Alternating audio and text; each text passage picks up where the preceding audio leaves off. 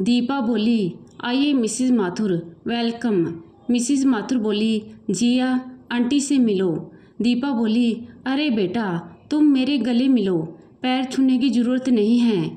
अरे मिसिज माथुर, अब वो ज़माना नहीं रहा।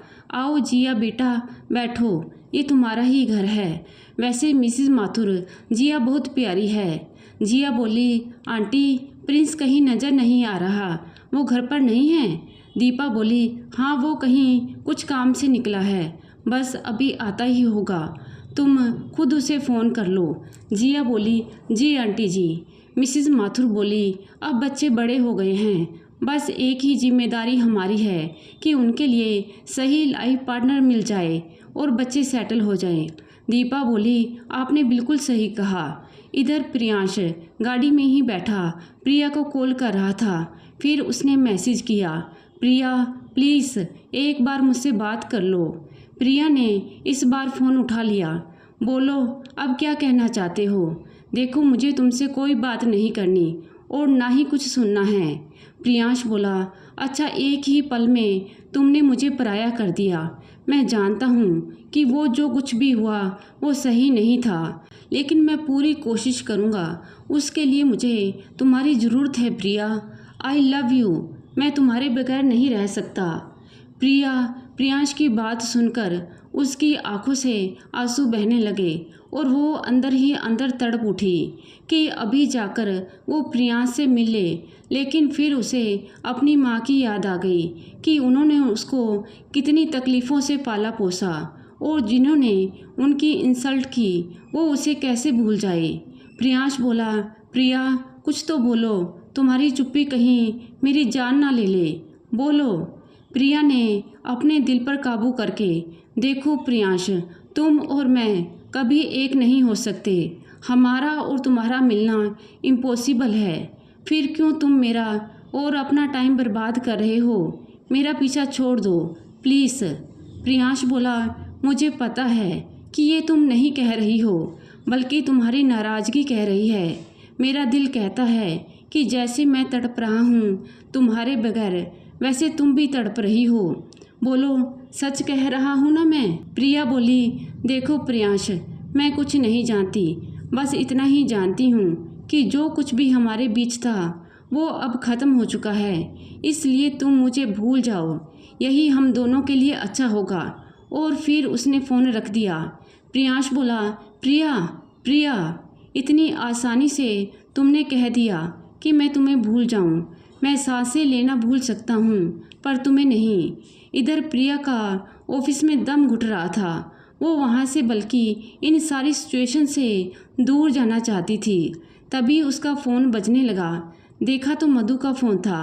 प्रिया बोली, हाँ माँ। मधु बोली, पिंकी अभी तक तुम घर नहीं आई? प्रिया बोली, हाँ माँ, वो कुछ काम है इसलिए थोड़ा टाइम लगेगा, मैं अभी थोड़ी देर में आ जाऊंगी, तुम परेशान मत हो। मधु बोली, सब ठीक है ना बेटा? प्रिया ने अपने आंसू छुपाते हुए, माँ मैं ठीक हूँ, मुझे भला क्या होगा, तुम झूठ में परेशान होती हो, तुम्हारी बेटी हूँ, किसी भी हालात में लड़ना और जीतना भी जानती हूँ। पिंकी से बात करने के बाद मधु, मेरी पिंकी बहुत बहादुर है, कैसे अपनी माँ से अपने गम को छुपा रही है, जैसे कि मैं जानती नहीं। किसी से प्यार करना और उसे भूल जाना इतना आसान नहीं। इधर प्रियांश घर आया तो दीपा ने कहा, प्रिंस देखो तुमसे मिलने कौन आया, जिया आई है। जिया बोली, हाय। प्रियांश बोला, हेलो। दीपा ने कहा, जाओ जिया प्रिंस के साथ। जिया बोली, तुम कहीं बिजी थे, मैंने तुम्हें कॉल किया, तुमने कॉल नहीं उठाया। प्रिंस ने कहा, हाँ मैं कहीं बिजी था, उसने रूखा सा जवाब दिया। जिया बोली, अच्छा ये बताओ मैं कैसी लग रही हूँ? प्रियांश तो दूसरी ही दुनिया में था। उसके कुछ ना कहने पर जिया उठकर बाहर आ गई। जिया बोली, मॉम घर चलें। दीपा ने कहा, क्या हुआ जिया तुम? जिया बोली, मॉम प्लीज़ घर चलें। मिसिज माथुर बोली, ओके दीपा फिर मिलेंगे। घर जाकर जिया बोली, मॉम अगर दीपा आंटी आपसे दोबारा शादी के लिए कहें तो आप साफ मना कर दें, मुझे लगता है कि उनका बेटा किसी और ही दुनिया में है। सारा मूड खराब हो गया। मिसेस माथुर बोली, लेकिन जिया हुआ क्या? जिया बोली, मॉम, उसने मुझसे बात तक नहीं की, इवन उसने मुझे देखा तक नहीं, और ऐसे लड़के से मैं शादी नहीं करूँगी। इधर दीपा मारे गुस्से से, प्रिंस, तुमने जिया के साथ क्या किया? क्या कहा कि वो इस तरह चली गई? दीपा बोली, तुम्हें पता भी है मैंने तुम्हारे रिश्ते के लिए उन लोगों को बुलाया था। जिया में क्या कमी है? खूबसूरत है और हमारे स्टैंडर्ड की है। प्रिंस, तुम समझते क्यों नहीं कि वो लड़की तुम्हारे स्टैंडर्ड की नहीं है? प्रिंस बोला, मॉम, मेरे नहीं, वो आपके स्टैंडर्ड की नहीं है। ये कहिए, आप अपनी शान और रेपुटेशन की झूठी सनक में मेरा प्यार बर्बाद कर रही हैं। आप अच्छी तरह जानती हैं कि प्रिया मेरा प्यार है, और जब तक ये नहीं जानती थी कि वो मधु आंटी की बेटी है, आपको इस रिश्ते से कोई एतराज़ नहीं था। लेकिन अब आपको अपना स्टेटस दिख रहा है। बस अब मैं कुछ और नहीं सुन सकता। प्लीज़ मुझे अकेला छोड़ दें। प्रियांश अपनी गाड़ी लेकर ऐसे ही सड़कों पर दौड़ता रहा। प्रियांश बेमकसद, उसका दिल इतना बेताब और बेचैन था कि उसे कुछ समझ में नहीं आ रहा था। उसने फिर प्रिया को कॉल किया। इधर प्रिया का फ़ोन बज रहा था। उसने प्रियांश का नंबर देखा और फ़ोन साइलेंट कर दिया। लेकिन अपनी दिल की धड़कनों को वो कैसे संभाले, ये सोचकर उसका सर्द दर्द से फटा जा रहा था। जब प्रिया ने फ़ोन नहीं उठाया तो प्रियांश प्रिया के घर चला गया। नौकर ने मधु को बताया कि उनसे मिलने कोई आया है। मधु बोली, अच्छा चलो, मैं अभी आती हूँ। मधु जब ड्राइंग रूम में पहुँची तो उसने प्रियांश को देखा। प्रियांश बोला, मधु आंटी नमस्ते, और उनके पैर छुए। मधु ने उसके सिर पर हाथ फेरा और बैठने के लिए कहा। मधु बोली, प्रिंस बेटा, तुम यहाँ? प्रियांश बोला, हाँ मधु आंटी, मुझे आपसे माफ़ी मांगनी है। प्लीज़ मुझे और मॉम डैड को माफ़ कर दें। मुझे सारी बात पता चल गई है। जो कुछ भी आपके साथ उस दिन हुआ था, मैं आपके उस पल को वापस तो नहीं कर सकता। बस आपसे हाथ जोड़कर माफ़ी मांग रहा हूँ। मधु ने आगे बढ़कर प्रियांश के हाथों को पकड़कर बोला, नहीं प्रिंस बेटा, तुम्हें माफ़ी मांगने की कोई ज़रूरत नहीं है। मैं तो सिर्फ अपने बच्चों की खुशी चाहती हूँ। जैसे पिंकी है वैसे ही मेरे लिए तुम भी हो। प्रियांश बोला, मधु आंटी, मैं प्रिया से बहुत प्यार करता हूँ और उसे हमेशा खुश रखूँगा। ये मेरा आपसे वादा है। आप उसे समझाएं कि एक बार मुझसे बात तो कर ले। मधु बोली, मैंने उसे बहुत समझाया लेकिन वो कुछ भी सुनने को तैयार नहीं है। प्रियांश बोला, मधु आंटी, आप मुझे बस अपना आशीर्वाद दीजिए। मुझे अपनी मोहब्बत पर पूरा भरोसा है कि वो एक ना एक दिन मेरी बात ज़रूर मानेगी। मधु ने कहा, मेरा आशीर्वाद हमेशा तुम दोनों के साथ है। और प्रियांश वहाँ से वापस चला गया।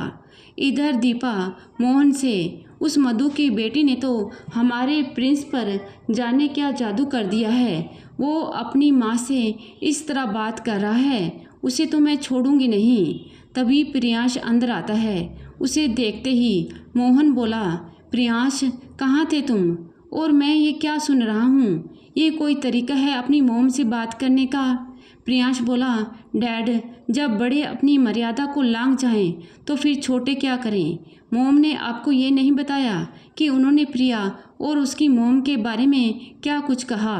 और एक बात मॉम डैड, मैं प्रिया से ही शादी करूँगा। अगर आप लोग उसे अपनाएं तो ठीक, वरना मैं कभी और किसी से भी शादी नहीं करूँगा। इतना कहकर प्रियांश कमरे में चला गया। दीपा बोली, देख रहे हो ना मोहन, मेरा बेटा कैसा हो गया है। उस लड़की और उसकी माँ ने मुझसे मेरा बेटा छीन लिया। मैंने उसे सहारा दिया था। नैना सच कहती थी कि ये छोटे लोग अगर कहीं भी चले जाएं पर अपना नीचपन दिखा ही देते हैं। पूरी दुनिया में उसे मेरा ही बेटा मिला था। मोहन बोला, अब बस भी करो दीपा, इतना घमंड अच्छा नहीं होता।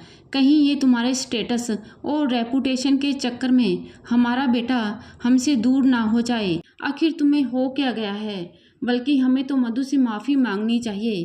कि हमने उसे चोर समझा और उसे इस शहर को छोड़ना पड़ा और कितनी मुश्किलों को झेलकर उसने अपनी और अपनी बेटी की परवरिश की होगी। तुम्हें तो इसका अंदाज़ा भी नहीं होगा। और एक बात कि मधु अब कोई नौकरानी नहीं है, बल्कि वो ऊंचे पद पर कार्यरत बेटी की माँ है और पिंकी को रिश्तों की कोई कमी नहीं होगी। ये संजोग है कि उसे किस्मत ने हमारे बेटे से मिलवाया।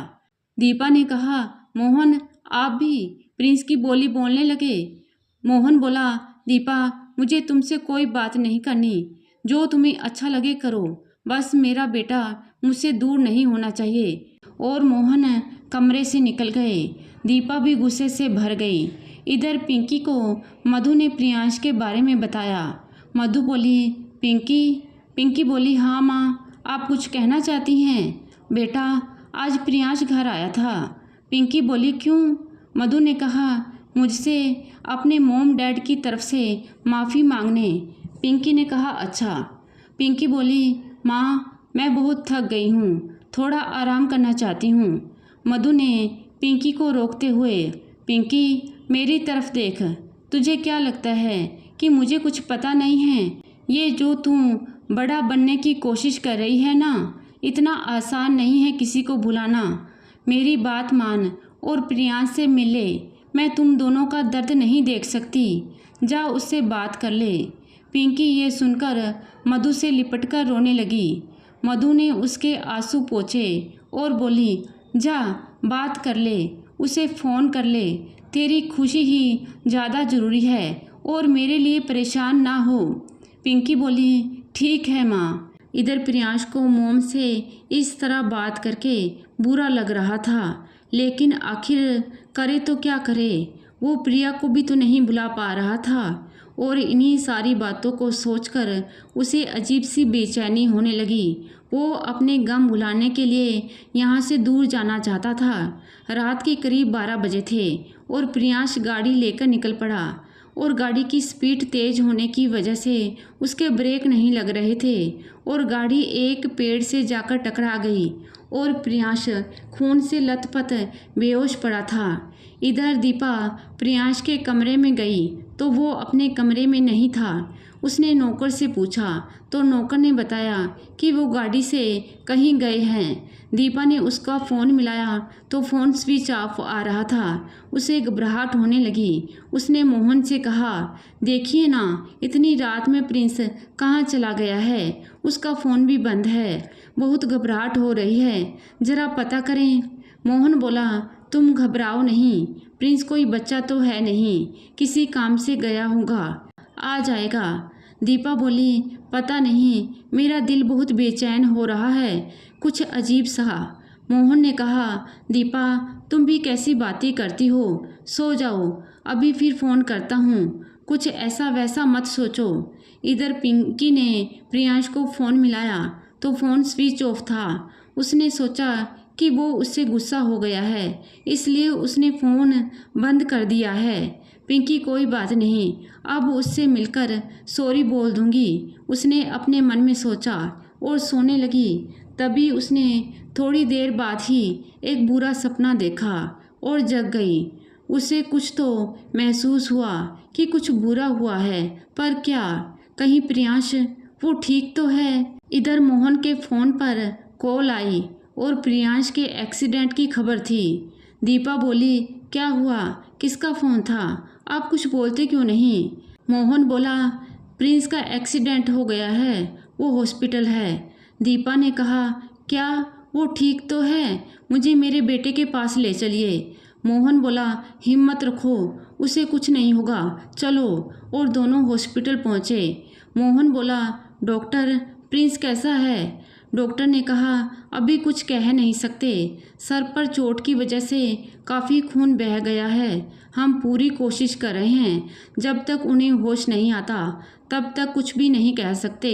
इधर पिंकी ने वेला से भी पता करने की कोशिश की, लेकिन उसे कुछ भी मालूम नहीं था। सुबह जब हुई तो पिंकी ने मधु को बताया अपने उस बुरे सपने के बारे में। मधु बोली, पिंकी तू परेशान ना हो, सब ठीक हो जाएगा वो तुझे खुद फ़ोन करेगा, हो सकता है कहीं बिजी हो। इधर प्रियांश को थोड़ा होश आया और उसने प्रिया का नाम लिया। डॉक्टर बोला, देखिए मरीज को किसी भी तरह का प्रेशर नहीं होना चाहिए, अभी वो पूरी तरह ठीक नहीं है। मोहन ने कहा, क्या हम मिल सकते हैं? डॉक्टर ने कहा, नहीं, थोड़ी देर के बाद। कुछ देर के बाद नर्स आती है। आप में से प्रिया किसका नाम है? मोहन और दीपा एक दूसरे को देखते हैं। दीपा बोली, मैं उसकी मॉम हूँ, क्या मैं मिल सकती हूँ? नर्स ने कहा, ठीक है, पर कोई बात नहीं करें, अभी पेशेंट पूरी तरह होश में नहीं है। मोहन ने कहा, जी सिस्टर, हम ख्याल रखेंगे। नर्स बोली, ओके, जाइए। मोहन और दीपा कमरे में जाते हैं और प्रियांश की आंखें बंद थीं, बस उसके होठ कुछ बुदबुदा रहे थे। दीपा अपने बेटे को इस हाल में देखकर रोने लगी। मोहन उसे दिलासा देते हैं और फिर दोनों बाहर आ जाते हैं। दीपा कुछ देर सोचने के बाद, मोहन, मैं घर जाना चाहती हूँ, अभी आऊँगी, तब तक आप प्रिंस का ख्याल रखें। मोहन बोला, ठीक है, तुम जाओ, मैं हूँ। और दीपा वहाँ से सीधे मधु के घर जाती है। मधु के घर जाकर नौकर से बोली, प्रिया मेम साहब घर पर है? नौकर बोला, जी, आप अंदर आइए। दीपा बोली, नहीं, उन्हें बुला दो, मैं यहीं हूँ। नौकर बोला, प्रिया मैडम, आपको कोई लेडी बुला रही है। पिंकी बोली, अच्छा, मैं आती हूँ। पिंकी जब नीचे आई तो सामने दीपा को देखकर सोचने लगी, ये यहाँ क्यों आई है? पिंकी ने कहा, आप यहाँ? दीपा बोली, हाँ, अंदर आने को नहीं कहोगी? तभी मधु भी आ गई। मधु बोली, मेम साहब, आप खड़ी क्यों हैं? अंदर आइए, बैठिए।